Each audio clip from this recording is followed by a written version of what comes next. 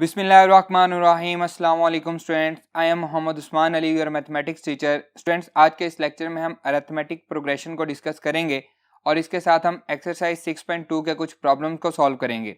आइए स्टार्ट करते हैं। जी स्टूडेंट्स, अरिथमेटिक प्रोग्रेशन की डेफिनेशन है हमारे पास, a sequence a n is an arithmetic sequence और arithmetic progression if a N minus one second term minus उससे पीछे वाली टर्म फर्स्ट टर्म जो भी आप कह लें is the same number for all n belongs to natural number, उसकी domain and n is greater than 1। इसमें 1 शामिल नहीं है बल्कि 2 से शामिल होगा। The difference a n minus one is called, इसको हम पढ़ते हैं the difference of two consecutive terms of an AP. वो कोई सी भी दो टर्म्स हो सकती हैं। नेक्स्ट वाली टर्म में से जब हम पिछले वाली टर्म को माइनस करेंगे जो आंसर आएगा उसे हम डिफरेंस कहेंगे। Is called the common difference, उसे हम क्या कहेंगे, कॉमन डिफरेंस कहेंगे। And is usually denoted by D. तो इसको हम रिप्रेजेंट कर सकते हैं D is equals to A N minus one. Next term second term minus first term हम इसको कहते हैं, या आप कह सकते हैं कि आगे वाली टर्म में से जब हम प्रीवियस टर्म को माइनस करेंगे तो जो आंसर आएगा उसे हम क्या कहेंगे, कॉमन डिफरेंस कहेंगे। क्लियर है स्टूडेंट्स कॉमन डिफरेंस का। आइए अब हम देखते हैं कि हम एक जर्नल अरिथमेटिक सीक्वेंस कैसे बनाते हैं। हम इसी को कॉमन डिफरेंस वाले को यूज करते हैं और एक जर्नल अरिथमेटिक सीक्वेंस बनाते हैं और इसकी nth टर्म को भी हम फाइंड करते हैं। जी स्टूडेंट्स, डी हमें दिया गया है, D is equals to A N minus one. तो अगर मैं इसको इधर ले आऊं तो ए एन क्या बचेगा, ये बनेगा a N minus one plus D. इसी फार्मूले को कंसीडर करते हुए n की वैल्यूज हम पुट करते हैं for n equals to 2, 3, 4, 5 up to so on. क्योंकि हमारे पास n जो है वो क्या है, ग्रेटर देन 1 है, उसमें 1 शामिल नहीं है। तो इसमें हम वैल्यूज पुट करते हैं when n is equals to 2। तो हमारे पास आएगा a2 is equals to a1 plus D, और इसको मैं लिख सकता हूँ a1 plus 2 minus 1 into D. Clear. इसी तरह नेक्स्ट हम देखें a3, जब हम इसमें 3 पुट करेंगे तो ये आएगा a2 plus D that is equals to a2 की वैल्यू क्या है, a1 प्लस डी, और ये वाला d एज इट इज ये बन जाएगा a1 प्लस 2d, या फिर हम इसको लिख सकते हैं a1 plus 3 minus one into D. 3 minus one क्या बनेगा, 2 ही बनेगा। इसी तरह से n को जब हम 4 पुट करेंगे a4 that is equals to a3 plus D equals to a3 क्या है एक्चुअली, a1 प्लस 2d है, a1 plus 2d plus d equals to a1 plus 3d, और इसको मैं लिख सकता हूँ a1 plus 4 minus one into D. इसी तरह से अगर हम 5 पुट करें a5 equals to a4 plus D, a4 की value a1 plus 3d, d as it is plus d that is equals to a1 plus 4d, और इसको हम लिख सकते हैं a1 plus 5 minus one D. Student देखें, अगर a2 था a1 plus 2 minus one into D, a3 था a1 plus 3 minus one into D, a4 है a1 plus 4 minus one into D, a5 है a1 plus 5 minus one into D. अगर हम इसी rule को फॉलो करते जाएं अप टू सोन n वैल्यूज तक a n, तो उसका फॉर्मूला क्या बनेगा, that is equals to a1 plus n minus one into D. क्योंकि जो भी नंबर है, जो भी हमारा नंबर है टर्म का, उसमें से 1 माइनस हो जाता है, तो a n के लिए फार्मूला क्या होगा, a1 plus n minus one into D. और यही एक्चुअली इसकी जनरल टर्म का फार्मूला भी है। अगर हमें कोई भी टर्म फाइंड करनी है तो हम इसमें वैल्यू पुट करेंगे, n हमारा ग्रेटर देन 1 है, इसमें हम 2 पुट करते हैं, a2 is equals to a1 plus D, देखें वही आंसर आ रहा है। अगर हमें फिफ्थ टर्म फाइंड करनी है a5 equals to a1 plus 4d, तो देखें हमारे पास a1 प्लस 4d आ रहा है। तो ये एक्चुअली क्या है, इसकी जनरल टर्म का फॉर्मूला है। तो स्टूडेंट्स, हमारा सीक्वेंस क्या बना, इसी को यूज करते हुए हम देखते हैं हमारा सीक्वेंस अब क्या बना। जनरल सीक्वेंस की हम बात कर रहे हैं।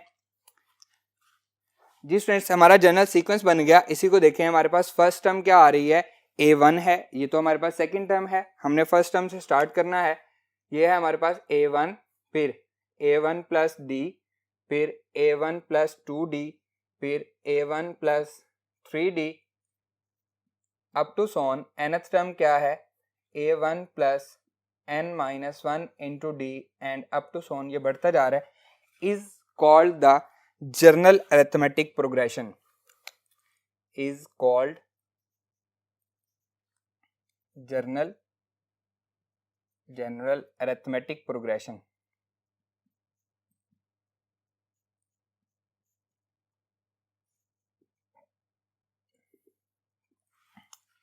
क्लियर स्टूडेंट्स, आइए मूव करते हैं हम एक्सरसाइज 6.2 के प्रॉब्लम्स की तरफ.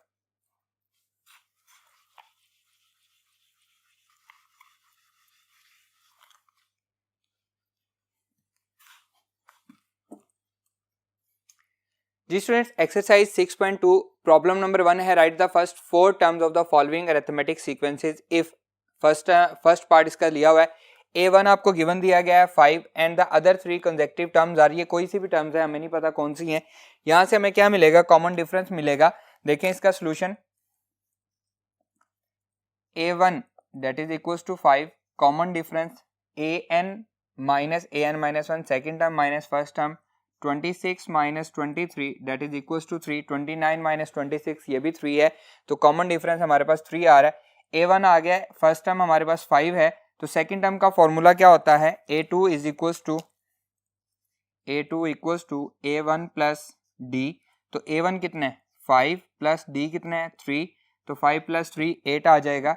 A3 that is A1 plus 2D, तो A1 कितने हैं 5 प्लस 2 इंटू 3, तो 5 plus 6 that is equals to 11 आ जाएगा. इसी तरह से A4 A1 plus 3D that is equals to 5 plus 3 into 3 आ जाएगा and 5 plus 9 equals to 14. First term हमें दी गई है, सेकंड थर्ड और फोर्थ टर्म हमने फाइंड कर ली है. उसने क्या कहा है, right the first 4 terms of the following sequence. हमने 4 टर्म लिखनी है, तो हम लिखेंगे 5 8 11 14 are the first 4 terms of given arithmetic progression.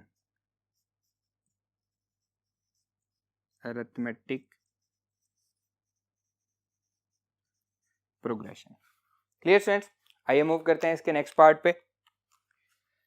Problem number 1 का पार्ट 3 है. पार्ट नंबर 2 आपके लिए होमवर्क है, आपने खुद से सॉल्व करना है. हमें 3a7 is equals to 7a4 given दिया गया है and a10 equals to 33 given दिया गया है. इसको हम सॉल्व करते हैं. फर्स्ट है हमारे पास 3a7 इक्वल्स टू 7a4. इनके फॉर्मूले पुट करते हैं. 3a1 प्लस 6d, a7 बन गया 7 इंटू a1 प्लस 3d, ये हमारे पास a4 का फॉर्मूला आ गया. इनको मल्टीप्लाई करते हैं, that is equals to 3a1 plus 18d equals to 7a1 plus 21d. ये हमारे पास ग्रेटर है, इसको इधर मूव करवा लेते हैं. 7a1 minus 3a1 equal plus 21d minus 18d equals to 0.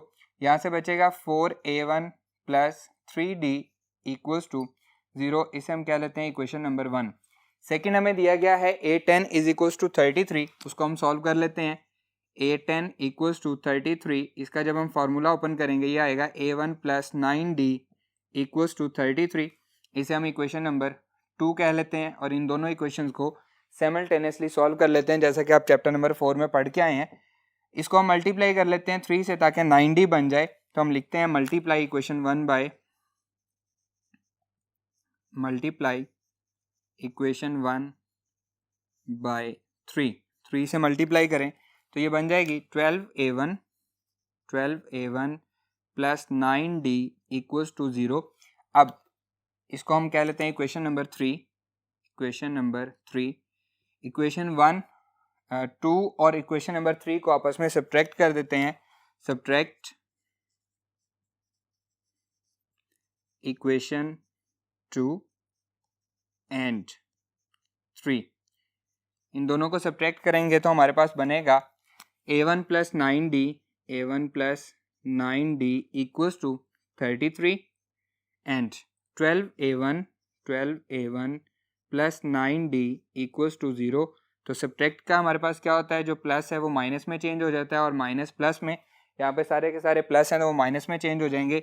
यहाँ से बचेगा -a1, ये दोनों आपस में क्या हो जाएंगे, कैंसिल हो जाएंगे, प्लस का 9 और -9 आपस में कैंसिल हो जाएंगे, इक्वल्स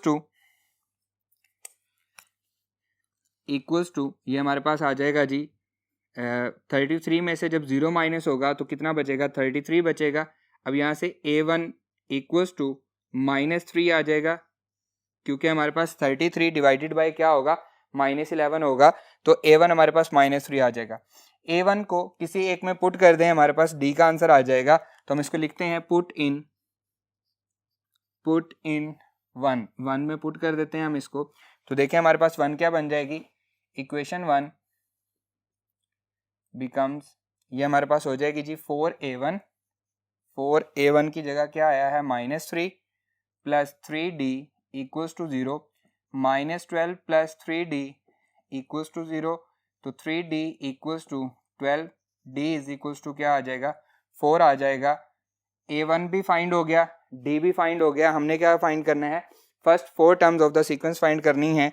तो a1 हमारे पास क्या है, a1 इक्वल्स टू -3 आया है, a1 प्लस d -3 प्लस 4 1 आ जाएगा, a1 प्लस 2d, a1 कितना है जी -3 एंड 4 2 ज़ा 8 प्लस 8, तो ये हमारे पास क्या आ जाएगा, सेकेंड टर्म 5 आ जाएगी, a4 थर्ड टर्म 5 आ जाएगी, a4 a1 plus 3d that is equals to -3 plus 12 and ये कितना आ जाएगा, 9 आ जाएगा fourth term.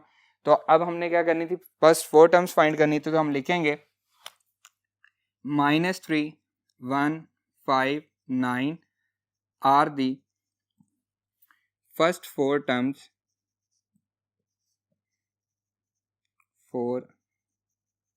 Terms of given AP, given arithmetic progression. Clear students, आइए मूव करते हैं नेक्स्ट प्रॉब्लम पे। प्रॉब्लम नंबर 2 है स्टूडेंट्स हमारे पास, if an -3 is equals to 2n-5 find the nth term of the sequence. हमने nth टर्म फाइंड करनी है, हमें जो गिवन कंडीशन दी गई है, solution given condition that is an-3 equals to 2n-5। Right hand side को इग्नोर कर दें, लेफ्ट हैंड साइड पे बताएं nth टर्म कब बनेगी, जब n की जगह पे हम n+3 पुट करेंगे। तो लिखें put n equals to n+3, n की जगह पे n+3 हम पुट कर रहे हैं, ये बन जाएगा हमारे पास n+3 -3 equals to 2 into n+3 -5, तो ये बनेगा an equals to 2n plus 3 2 ज़ा 6 -5, तो an equals to 2n plus 1 is the nth term. हमें क्या फाइंड करनी थी, nth टर्म फाइंड करनी थी, is the nth term of the sequence.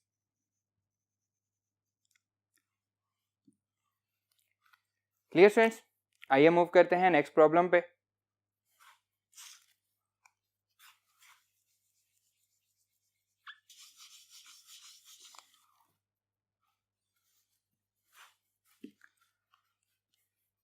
Ji students, next problem है problem number 3, if the fifth term of an AP is 16। हमें given दिया गया है सॉल्यूशन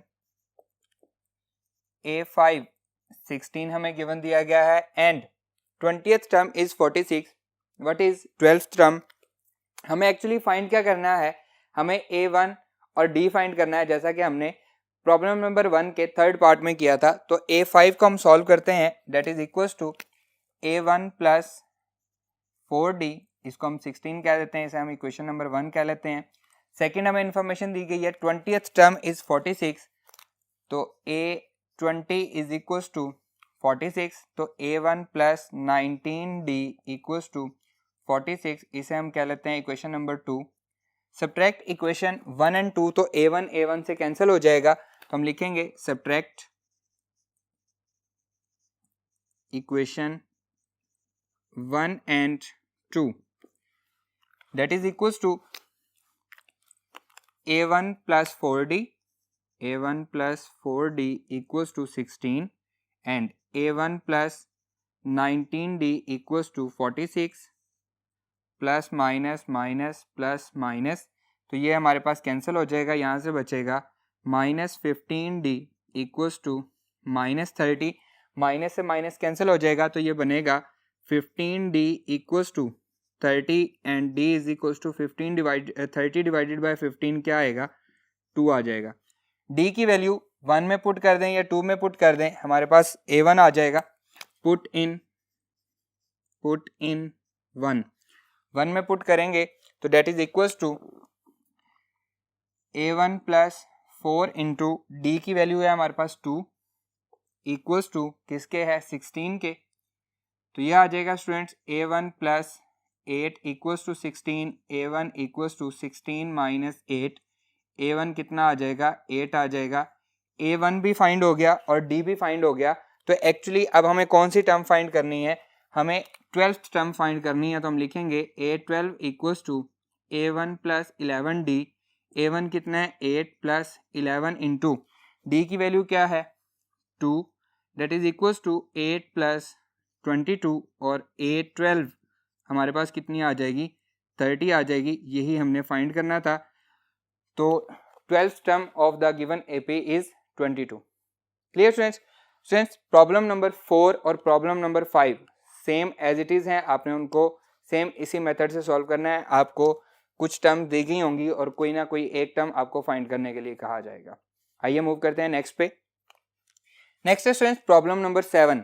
प्रॉब्लम नंबर 6 सेम इसी की तरह से है, आपने उसको भी इसी तरह से सॉल्व करना है, आपके लिए होमवर्क है, खुद से करेंगे। प्रॉब्लम नंबर 7 मैं आपको यहाँ पे सॉल्व करवा रहा हूँ। विच टर्म ऑफ AP, आपको AP गिवन दिया गया है इज 148, हमें nth टर्म उसने बताई हुई है, तो इसको सोल्यूशन करते हैं हम। लेट n इक्वल्स टू, हमने टोटल n फाइंड करना है actually, nth term is equals to 148, first term a1 है क्या है -2 है, common difference second term minus first term, तो ये आ जाएगा 4 + 2 = 6, और हमने फाइंड क्या करना है, हमने n फाइंड करना है, total number of terms find करनी है कि एक्चुअली 148 जो है ये कौन सी टर्म है। हम क्लियर है? फॉर्मूला क्या है हमारे पास स्टूडेंट्स, फॉर्मूला है हमारे पास an equals to a1 + n-1 into D.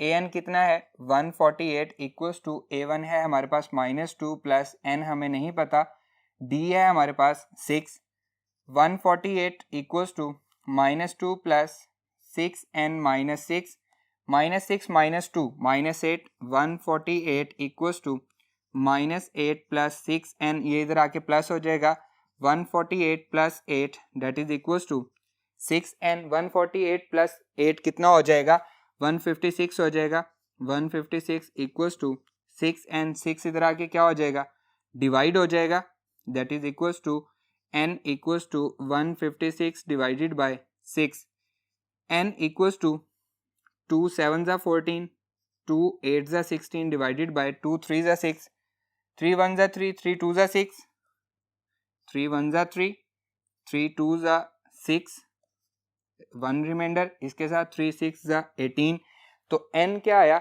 26 आया। तो हम लिखेंगे n इक्वल्स टू 26, यहाँ पे हम लिखेंगे 148 is the 26th term of the given arithmetic progression. Clear students? इसी तरह से आपका 6 क्वेश्चन भी है, वो भी सेम इसी तरह से आपने n फाइंड करना है, nth टर्म आपको लेट कर लेनी है और बाकी सारी वैल्यूज आपने पुट करके इसको सॉल्व कर लेना है। आज का हमारा ये लेक्चर यहीं पे खत्म होता है। इंशाल्लाह नेक्स्ट लेक्चर में आपसे मुलाकात होगी। अल्लाह हाफिज़।